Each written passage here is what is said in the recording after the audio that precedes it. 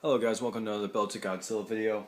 I'm going to be reviewing the movie Trollhunter, but real quick, I just want to tell this funny story. I actually picked up, they re-released some of the Godzilla movies on Blu-ray, which was really cool. I originally wasn't going to get them, I really had no interest in it because they probably don't look much better on Blu-ray than they do just on DVD playing it on a Blu-ray player, but I figured, why not, I'll spoil myself a little bit.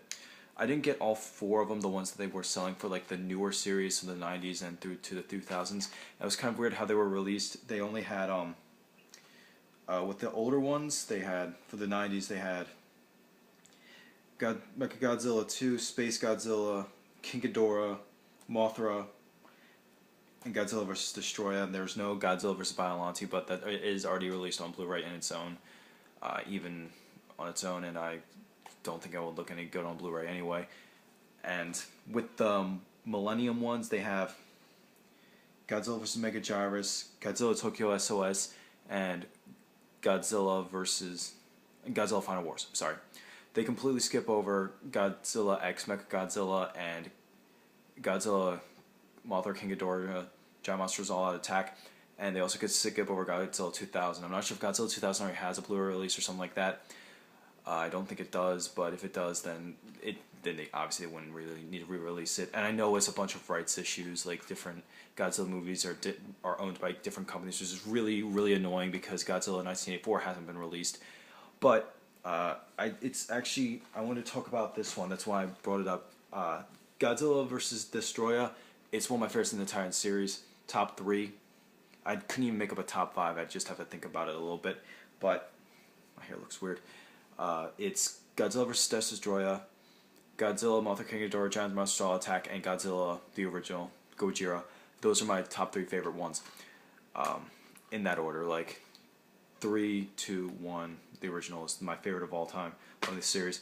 And I bought this, and I opened it up, and I was like, there's something, like, it's supposed to come with a Voodoo digital copy. And they forgot to print the code on this thing. Look at that. No big deal, I can just replace it tomorrow, but it's kind of annoying to have to go back and just waste my gas to get that fixed. But, mistakes happen, so I'm not too mad at it. Anyways, like I said, I wanted to review Trollhunter. Now, Trollhunter, it's a found footage movie. It's about these college students who want to make a documentary about this guy who appears to be a bear poacher. Did I say poacher? I meant poacher, whatever. And it turns out it's all a cover-up. He's actually the Trollhunter of the title. And this movie's got pretty good reviews since its release. Some of it says, a monster thrill ride with rollicking action reminiscent of Jurassic Park, enormously entertaining, and on the front it says, absolutely phenomenal, utterly exciting in every way. And it's true, this is a really good movie. It's one of the best found footage movies ever, in my opinion. It trumps the majority of the Paranormal Activity movies. It may even be better than Blair Witch.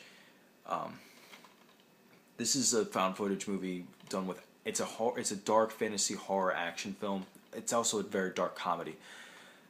And like I said, I love things that involve giants, and I feel as though the found footage genre needs a bit more giant monster movies, because since you're looking at it from the perspective of a person, you can really get the sense of how big the giant actually is, because they're looking up at it and stuff like that, and when you see the first one, I swear it sent chills down my spine.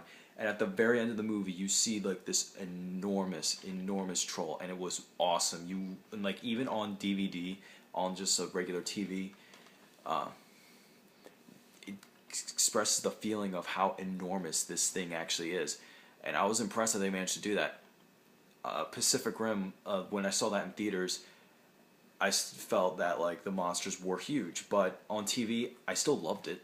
It didn't matter. I thought Pacific Rim was great on TV, but I still didn't get the sense. I didn't get the sense of enormity that I did at the movie theater. But with this, I felt it more. It did it way better than Cloverfield. I think this is a better giant monster movie than Cloverfield by far. Definitely from the found footage style.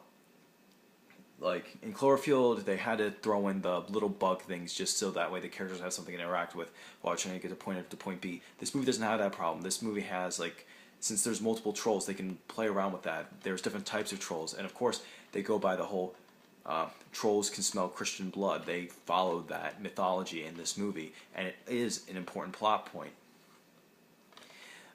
There is, like, the only problem I have is the ending's a little weak because it's your generic found footage movie ending.